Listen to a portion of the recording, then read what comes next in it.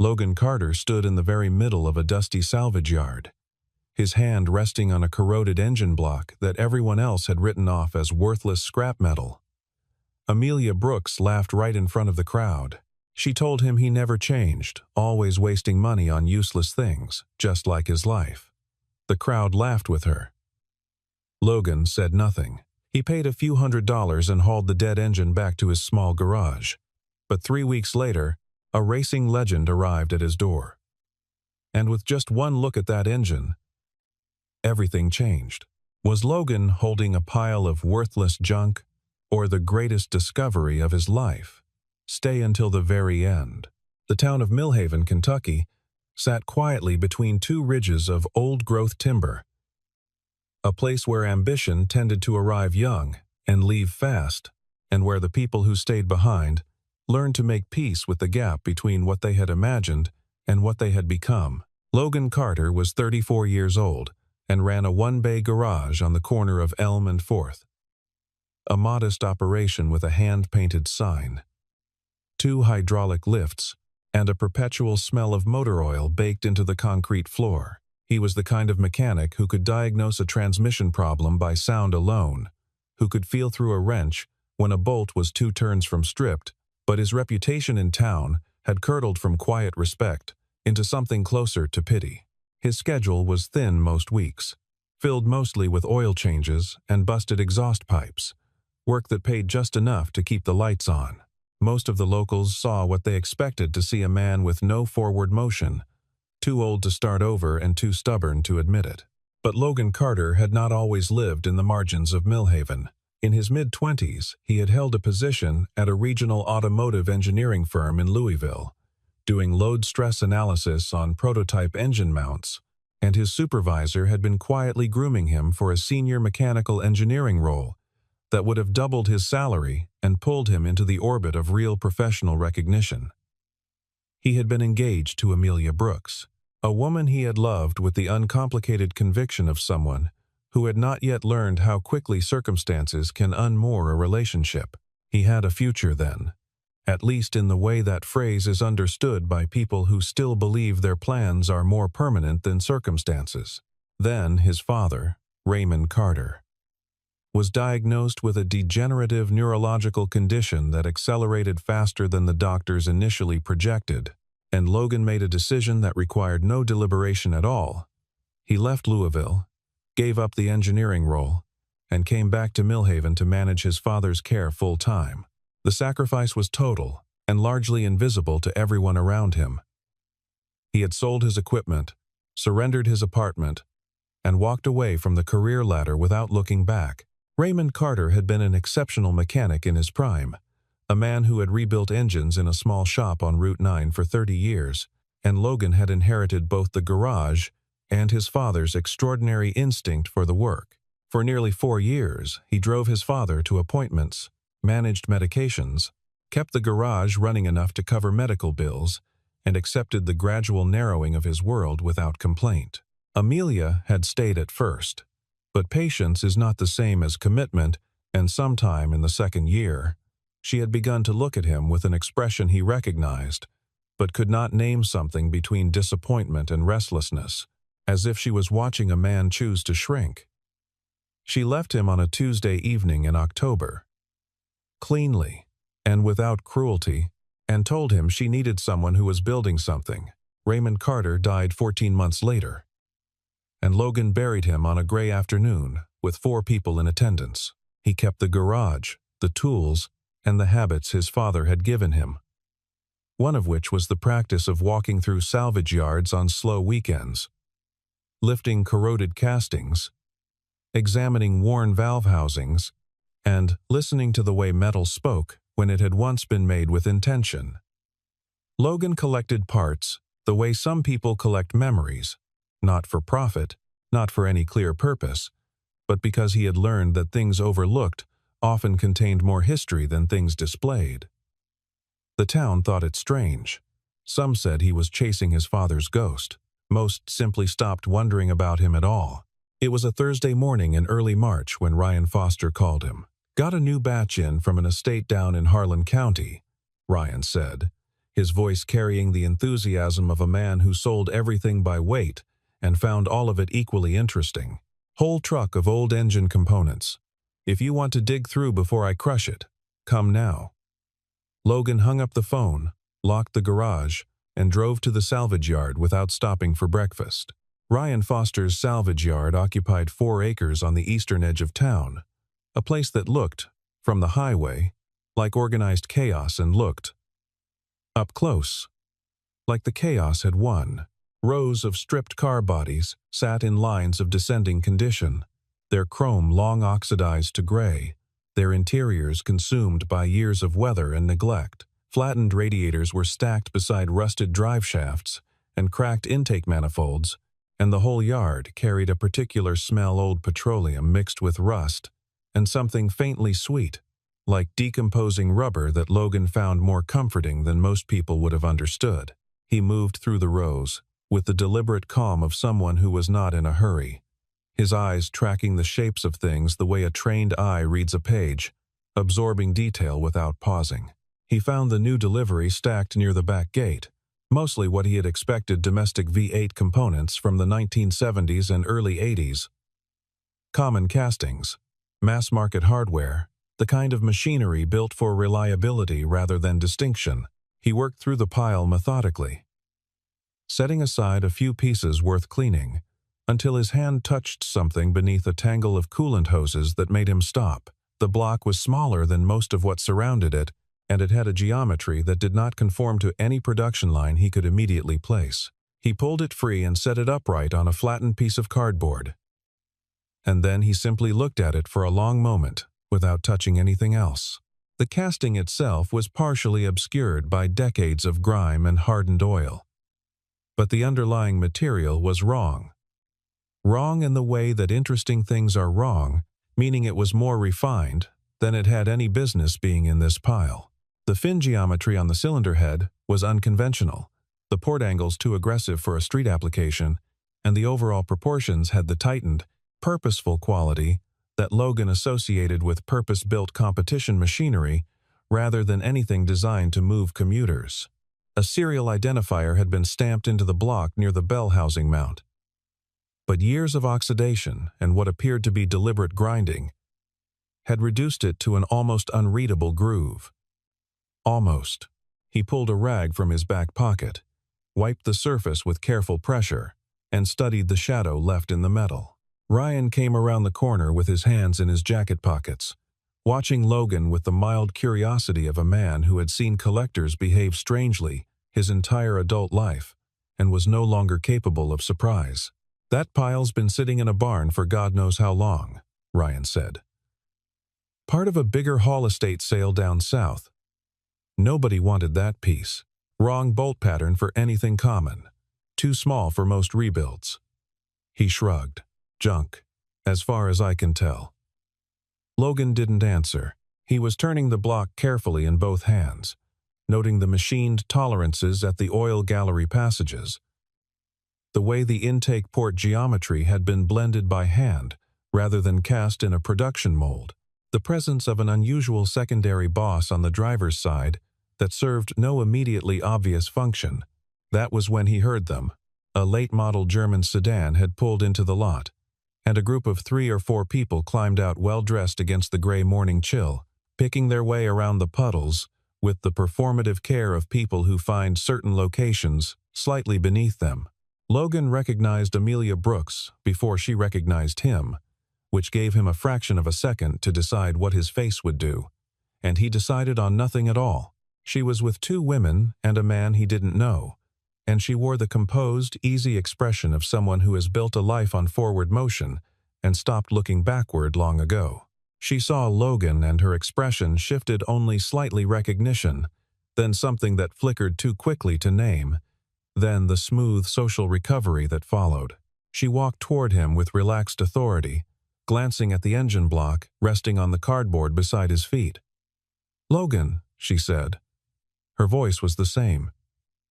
"Still doing this?" It wasn't quite a question. He looked at her steadily. "Still doing this," he confirmed. She looked down at the block with the expression of someone evaluating evidence in support of a conclusion already reached, then back at him with something that wasn't quite pity and wasn't quite amusement, but occupied the uncomfortable space between them. "You're buying a dead engine," she said. "In a junkyard.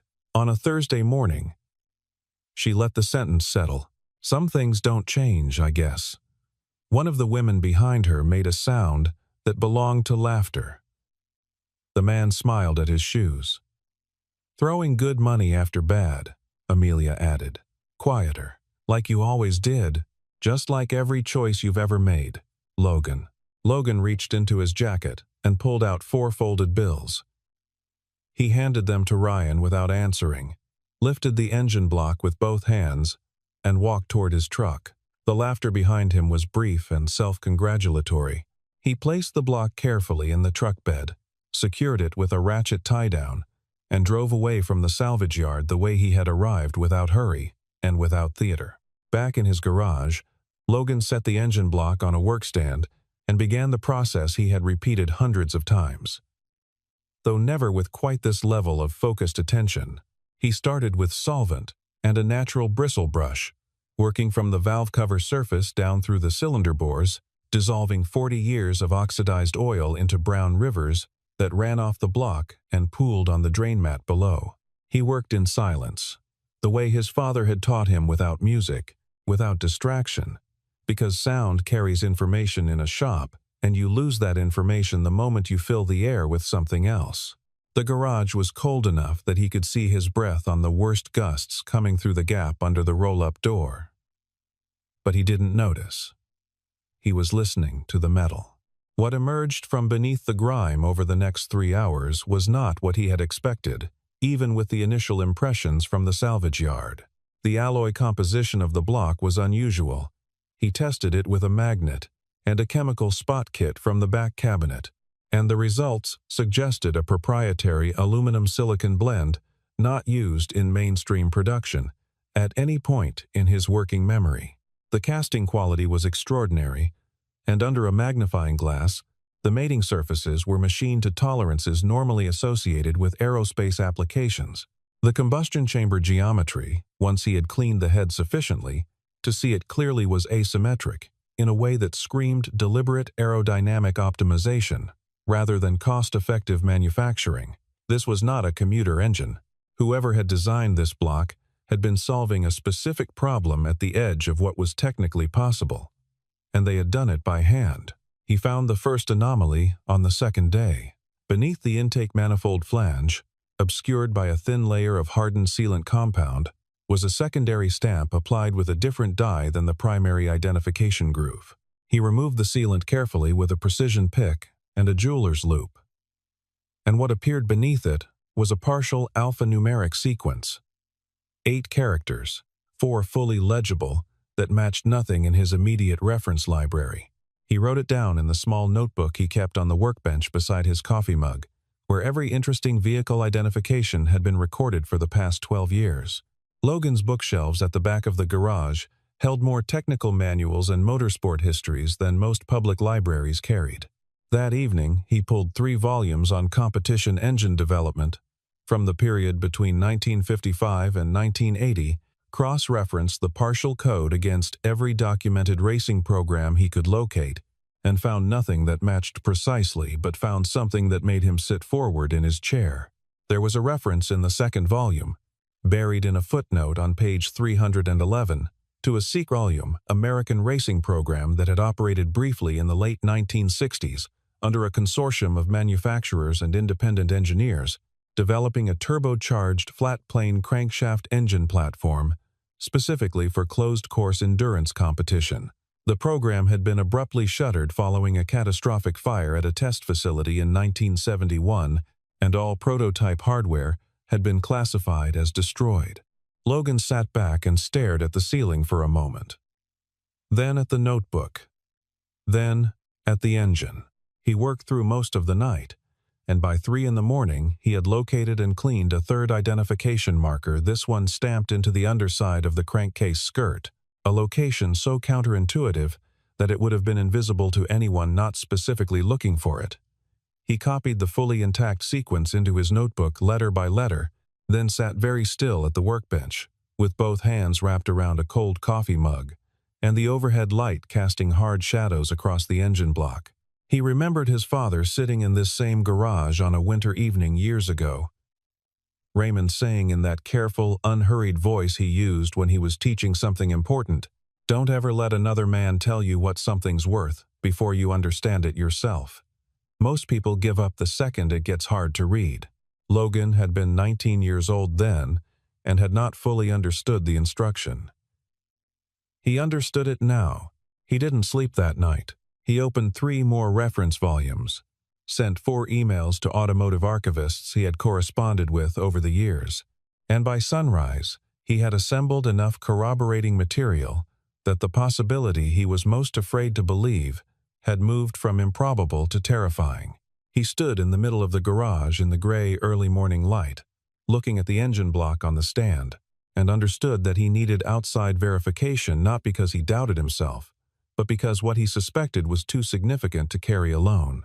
Logan spent 3 more days building a file the way he built everything methodically and without shortcuts. He printed the reference documents, annotated them in red pen, created a cross-comparison table, mapping the dimensional specifications of his engine block against every documented racing prototype from the relevant period, and photographed every identifying mark under 3 different lighting conditions. He did not share any of this with anyone in Millhaven because he had learned over the years that small towns have a particular appetite for other people's hopes, not to celebrate them, but to watch what happens when they fall. The first expert he contacted was a retired mechanical engineer in Cincinnati who had spent 20 years restoring vintage competition vehicles and was considered one of the most knowledgeable private historians of American racing hardware in the country. Logan drove up on a Saturday with the engine block covered in a canvas tarp and spent 2 hours in the man's workshop watching him circle the block without touching it, then touch it methodically for another hour, then sit at a workbench covered in reference photographs and say almost nothing for 40 minutes. Finally, the man whose name was Warren, 71 years old, a man who did not use imprecise language, looked up and said, "I cannot tell you with certainty what this is. What I can tell you is that it doesn't match any production component I have personally examined in 40 years of doing this work. That's not the same as saying it's significant, but it's also not the same as saying it isn't." The second contact was a technical historian named Dr. Patricia Holt at a University Motorsport Archive in Nashville, who had written her doctoral dissertation on suppressed American racing programs of the 1960s and 70s. Logan sent her the photographs and the partial identifier sequences along with his cross-comparison notes, and she called him back within 18 hours. Her voice had the measured quality of someone trying not to arrive at a conclusion faster than the evidence allowed. "The identifier sequence you've documented," she said carefully, "is consistent with the production notation system used by the Whitmore Group, which was the engineering consortium behind what historians typically refer to as the Apex program. I want to be clear, I am not confirming identification. What I am saying is that the sequence structure is not inconsistent with documentation from that program." She paused. If it is what the code suggests, the implications for automotive history are not small. Logan drove back to Millhaven and went directly to the garage. He had one more examination to perform. One he had been saving because some part of him understood that once he confirmed it, the story of his life would divide into 2 distinct periods, the before and the after. Beneath the crankcase skirt, slightly below the stamp he had already documented, he had noticed during his initial cleaning a faint rectangular impression in the aluminum surface, almost too subtle to register as intentional. He set up the jeweler's loop now, adjusted the bench light to its highest setting, and leaned in. The impression was a casting mark, a small geometric figure. A circle containing a stylized letter, A, with a horizontal line through the apex, the signature detail used internally by the Apex program on every prototype it ever produced. It was documented in exactly 2 known historical sources, both of which Logan had photocopied and clipped to his wall beside the workbench that same week. The mark was faint. It was unambiguous. And it was real. Logan set down the loop and sat on the rolling stool and did not move for a long time. He had come back to Millhaven at 28 to take care of a dying man, had given up a career and a future, had worked 6 days a week in a barely profitable garage for 6 years, while the town around him quietly decided he was going nowhere. And now, in his 34th year, in the cold gray light of his father's garage on the corner of Elm and 4th, he was looking at proof that he had pulled one of the most significant surviving artifacts of American motorsport history out of a pile of estate sale scrap for $400. He sat there and let himself feel, just for a moment, the full weight of what that meant. The information did not stay contained for long. Logan had been careful, but careful in a small town operates against a built-in informational gravity, and within 2 weeks of his initial consultation visits, the question of what Logan Carter had found in Ryan Foster's salvage yard had begun moving through the automotive collector community in a way that bore no resemblance to the quiet investigation he had intended.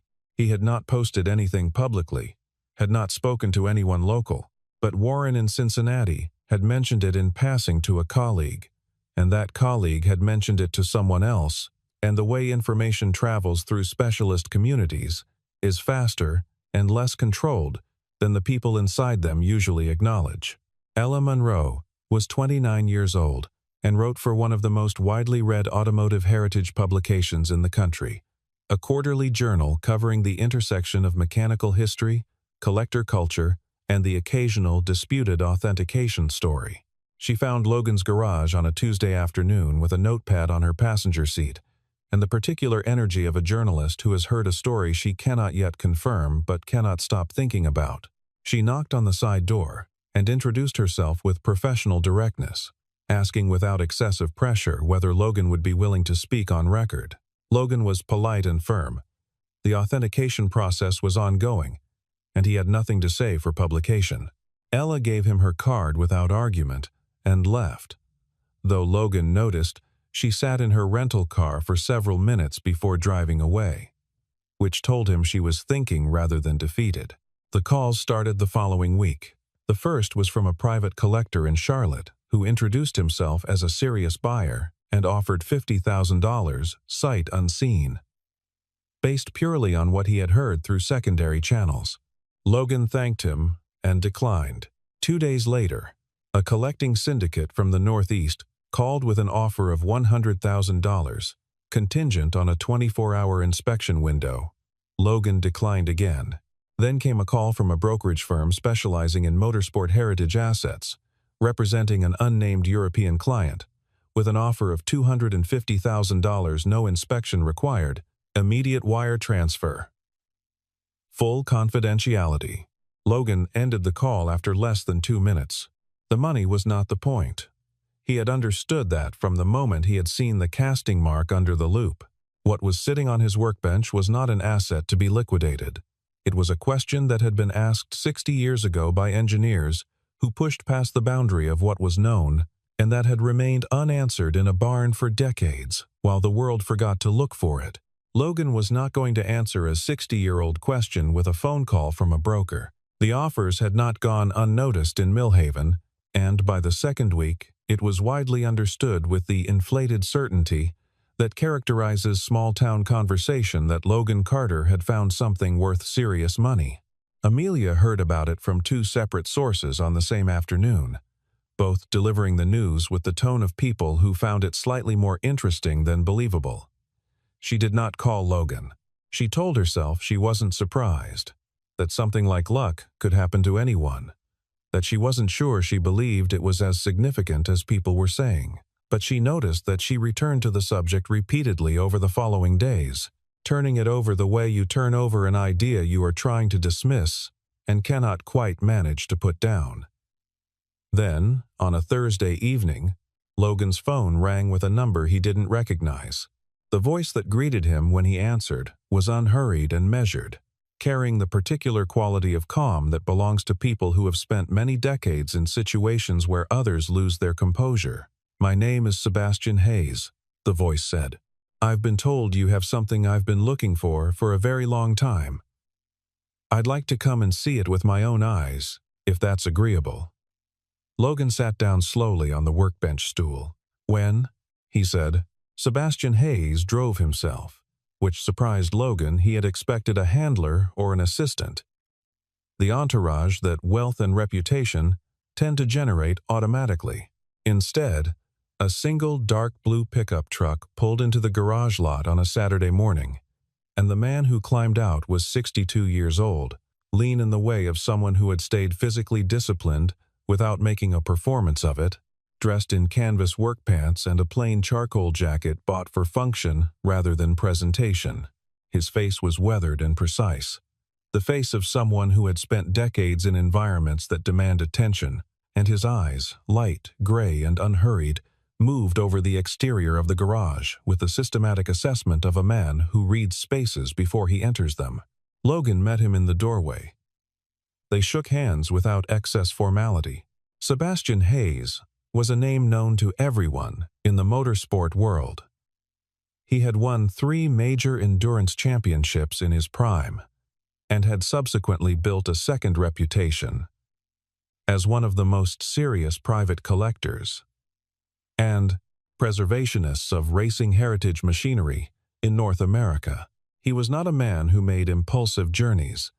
The fact that he had driven 4 hours to a one-bay garage in Millhaven, Kentucky, told Logan everything he needed to know about how seriously the rumors had been received. Sebastian walked into the garage and paused at the threshold, taking in the space, the hydraulic lifts, the tool wall, the shelves of technical references, the workbench with its careful organization. He said nothing about the garage itself.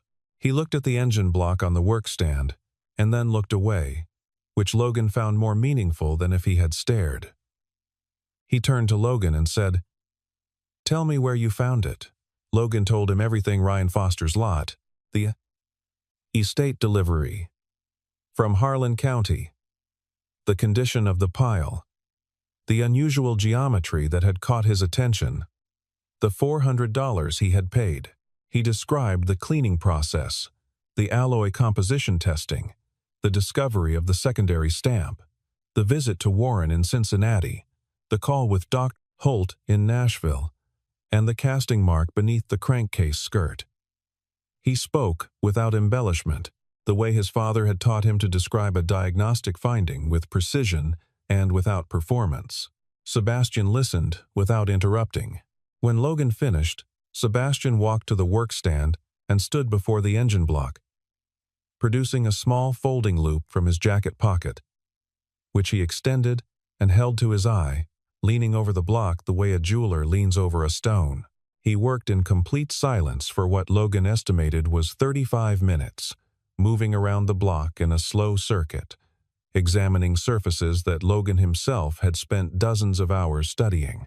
The garage was quiet enough that the sound of traffic on Elm Street filtered in as background texture. When Sebastian finally straightened up and folded the loop back into his pocket, he was quiet for another long moment.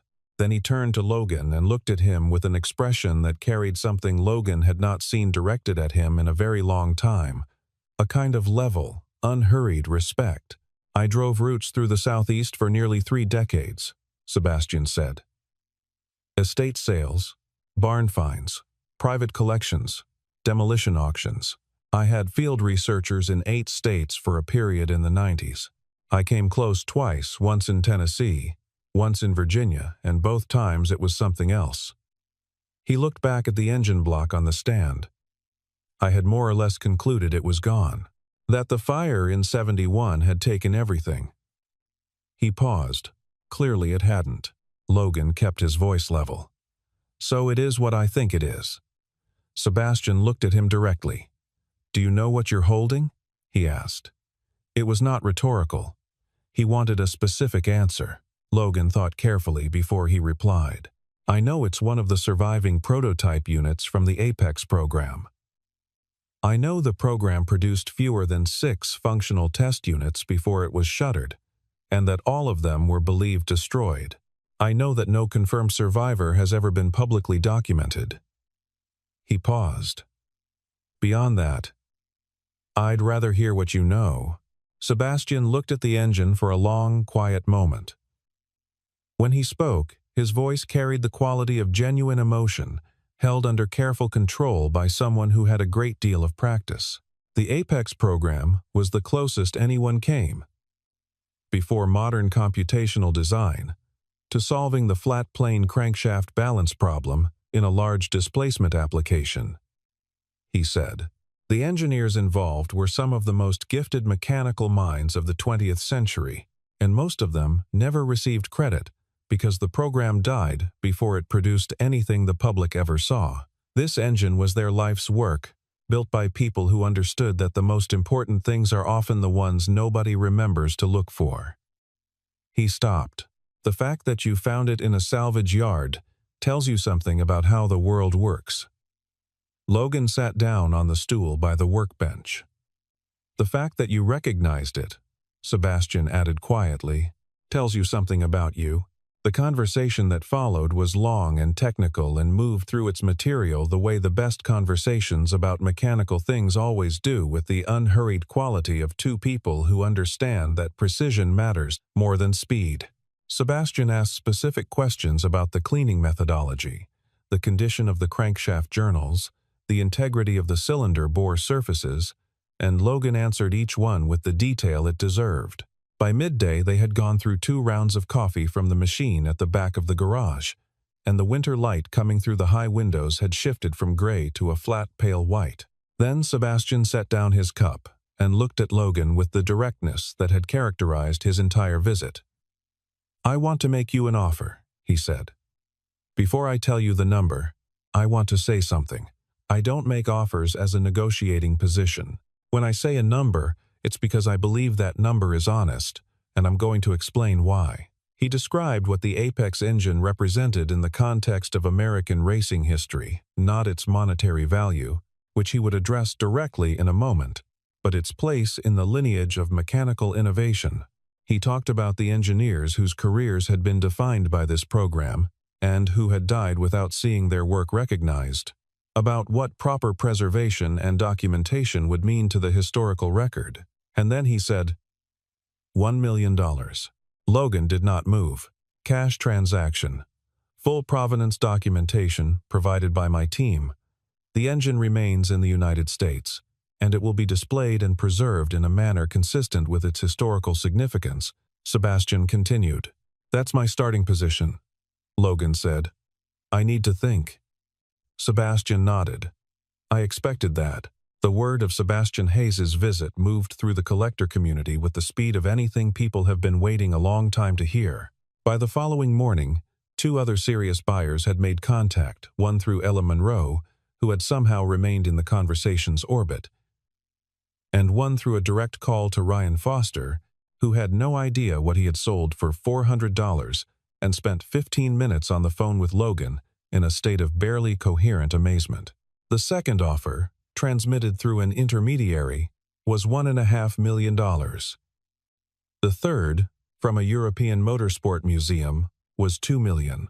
Logan kept them all at arm's length. He called Sebastian Hayes, and they met again over dinner at the only sit-down restaurant in Millhaven that stayed open past 9, a place where the booths had worn vinyl and the coffee was excellent, and they talked for 3 hours about engines and history, and the nature of things that survive beyond their expected lifetimes. Amelia Brooks walked past the window at 9:45 in the evening and saw Logan sitting across from Sebastian Hayes in a booth, both men leaning forward with the posture of a conversation that mattered. She stopped walking. She stood outside in the cold for a moment and watched through the glass, then continued to her car and sat in the parking lot for a while with the engine running and the particular feeling of someone who has just understood, very clearly, that they chose not to be in the future that was available to them. Inside the restaurant, Sebastian said, "I'm prepared to go to $2 million. I want you to have the number before other parties further complicate this." Logan looked at him across the table. "You have more room than that," Logan said, not as an accusation but as a statement of fact. Sebastian was quiet for a moment, then almost smiled. "I do," he said. "All right." He looked out the window briefly, then back. $4 million. Final offer. Because I think this engine deserves to be in the hands of someone who cares about what happens to it next. And I've done this long enough to know that the number has to reflect the significance, not just the scarcity. He paused. 4 million. And I want you credited as a contributor to the historical documentation, not as a consultant, but permanently. The restaurant was quiet around them. 2 tables away, an older couple ate pie without speaking, the comfortable silence of people who have been together long enough to not need to fill every moment with words. Logan looked at the table for a long time. Then he said, "I have one condition." Amelia called Logan 3 days later. Her voice had a different quality than it had carried at the salvage yard. The sharp social confidence was present, but sitting on top of something less comfortable, something she was clearly managing carefully. She asked if they could meet, not in a professional context, just to talk. Logan said yes without making her explain herself, because he understood what the call was and did not think she deserved to struggle toward it any more than necessary. They met at the park on 2nd Street, cold and nearly empty on a weekday afternoon, the bare trees casting thin shadows across the frozen grass. Amelia wore a good coat and careful makeup, and the expression of someone who has rehearsed an opening and is not entirely certain how it will be received. She began by talking about the salvage yard, how she regretted what she had said, how it had been thoughtless and unkind, how the laughter had been something she should have stopped rather than participated in. Her apology was genuine, she meant the words, was not simply performing them for strategic reasons, but there was something underneath it she could not quite hide, which was the awareness that she was apologizing, not only for the salvage yard, but for a larger pattern that the salvage yard had merely summarized. Logan listened without interrupting. He had spent enough time with his own thoughts over the past several years to know the difference between the silence that crowds out what someone is trying to say and the silence that gives it room, and he offered the second kind. When she finished, he was quiet for a moment, looking at the frozen ground. "You don't have to apologize for the engine," he said. "That was always mine, regardless of whether you believed in it or not." Amelia looked at him. "I'm not just apologizing for the engine." "I know," he said. She was quiet for a moment. "I thought you needed to be going somewhere visible to be worth something," she said. "I was measuring you against a template that had nothing to do with who you actually were." She pulled her coat tighter. "I was wrong, not just about the engine." Logan looked at her without anger, which was the thing she found most difficult, not because she wanted him to be angry, but because the absence of anger revealed something about him that she had not fully understood when she was with him. He had not been passive or resigned when she left. He had simply been unreachable by the kind of approval she had been distributing. "You didn't see the wrong person," he said. "You just didn't see who the person was." He said it without accusation, the way you state a mechanical fact not to wound, but because precision matters more than comfort. "I was always going to be someone who spent his mornings in a garage and his evenings reading about engines. That's not a phase. That's not a failure to reach potential."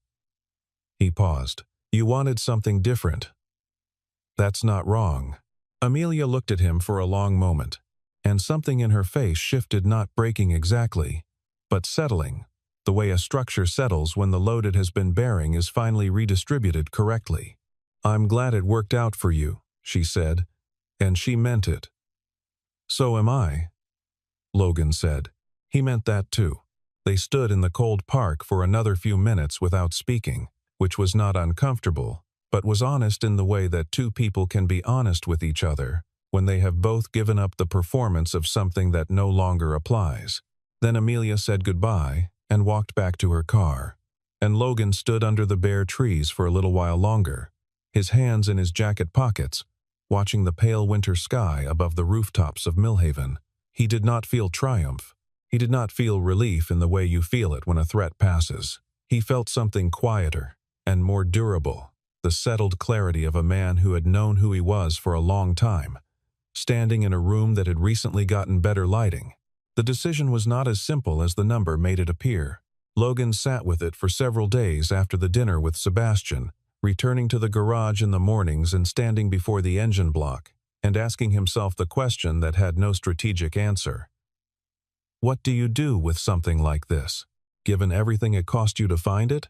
The case for keeping it was not about money. He could have held the engine for years, watched it appreciate further in both monetary and historical value, potentially become its permanent custodian in a way that carried its own kind of recognition.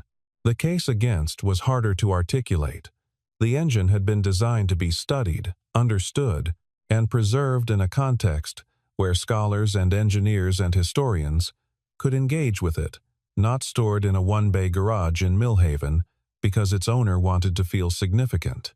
Logan had enough self-knowledge to recognize the difference between stewardship and possession. He drove to the cemetery one evening after closing the garage and sat for a while at his father's headstone, which was simple and gray, and said what it needed to say without elaboration. Raymond Carter, it read, and the dates, and below them the single line Logan had chosen. He taught his hands to listen. Logan sat in the cold and described what had happened, the way he had always talked to Raymond about mechanical problems, laying it out clearly. Without asking for a resolution, just letting the thinking happen in the presence of someone who had understood that kind of thinking. His father had never measured success by what a man possessed. He had measured it by whether a man could stand in front of his own work at the end of a day and know that he had done it honestly. The next morning, Logan called Sebastian. "I'll accept," he said. "4 million. But there's one condition, and it's not negotiable." Sebastian said, "Go ahead."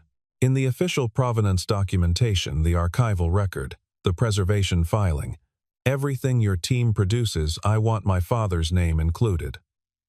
Raymond Carter. He taught me everything that made it possible to find this engine and know what I was looking at. If this engine goes into the historical record, his name goes with it. There was a short silence on the other end. Then Sebastian said, "That's not a condition. That's a requirement. I should have suggested myself. I'll make it permanent." Logan said, "Then, we have a deal." He walked back into the garage after the call and stood in front of the engine on the workstand for a long time. It was the same engine it had been when he had pulled it out of Ryan Foster's lot, the same engine that Amelia had looked at with the satisfied certainty of someone confirming a long-held opinion. It had not changed. What had changed was the frame around it, the history that had been cleaned off its surface, the significance that had been restored to legibility, the way that time and patience and a particular kind of knowledge can turn what everyone else calls worthless into what it actually is. He ran one hand along the cylinder head surface, the alloy that was wrong in all the right ways, the casting built by people who cared about precision more than credit, the engine that had waited in the dark for 60 years, to be found by someone who would know what to do with it. He thought about those engineers. He thought about his father. He let himself feel, without apology, that he had done something worthy of both. The paperwork took 6 weeks, faster than Logan had expected, a reflection of Sebastian Hayes's organizational thoroughness, and the fact that heritage transactions of this significance benefit from teams who know exactly what they are doing. The wire transfer arrived on a Tuesday morning, and Logan sat in the garage and looked at the notification on his phone for a long time before he moved on with his day. He did not buy a new house. He did not buy a new car, or take a vacation somewhere expensive, or change the way he dressed, or the diner where he had breakfast on weekday mornings. He repaired the garage. He had the hydraulic lifts properly rebuilt and calibrated, installed a new compressed air system, and added a third service bay to the structure by expanding into an adjacent storage building he had owned for years and never found a use for. He invested in a complete machine shop setup he had been wanting for more than a decade, a full-service lathe, a precision milling table, complete measuring equipment, the kind of serious tooling that transforms a service garage into a place where real restoration work can happen. He hired 2 mechanics, both of them recent graduates of the technical college in the next county over, young men who were good with their hands and needed someone to show them that competence was its own form of ambition. Ella Monroe published the story in the spring issue of her journal, and it was the most read piece the publication had produced in its 22-year history. The article covered the history of the Apex program, the circumstances of the engine's disappearance, and the improbable chain of events that had ended with Logan Carter cleaning a $400 salvage yard find and discovering, beneath 40 years of grime, one of the most historically significant surviving artifacts of American motorsport. The article mentioned Raymond Carter by name and included a photograph of the small plaque that Sebastian Hayes had commissioned to accompany the engine in its permanent installation at his preservation facility. A plaque that read, in part, "Engine identified and authenticated by Logan Carter of Millhaven, Kentucky. Following principles of careful mechanical attention, taught to him by his father, Raymond Carter." Amelia Brooks saw the article. She saw the photographs of the renovated garage, the new sign above the door, the line of vehicles waiting in the lot on a Saturday morning. She had moved to a city 3 hours away the previous year and was doing well by the metrics she had always applied to her own life. She sat with the article for a long time that morning and read the quote Logan had given Ella near the end of the piece, which was characteristically brief and precise. "I wasn't trying to prove anything. I just trusted what I knew and stayed with it." She closed the journal and set it on the counter in her kitchen. The feeling she sat with was not jealousy, and it was not regret in the simple sense of wishing she had made different decisions. It was something more specific, the recognition that she had once been close enough to see who Logan Carter actually was, had mistaken his stillness for stagnation and his patience for lack of ambition, and had walked away from someone who was quietly one of the most remarkable people she had ever stood next to. The money was simply the world's way of confirming what had always been true. On a morning in early April, Logan opened the garage at 7, made a pot of coffee, and stood in the third bay looking at a 1968 competition coupe that had been trucked in the previous week for full mechanical restoration, the kind of work he had been born to do, the kind of problem that demanded everything he knew and paid him back in the currency of things understood.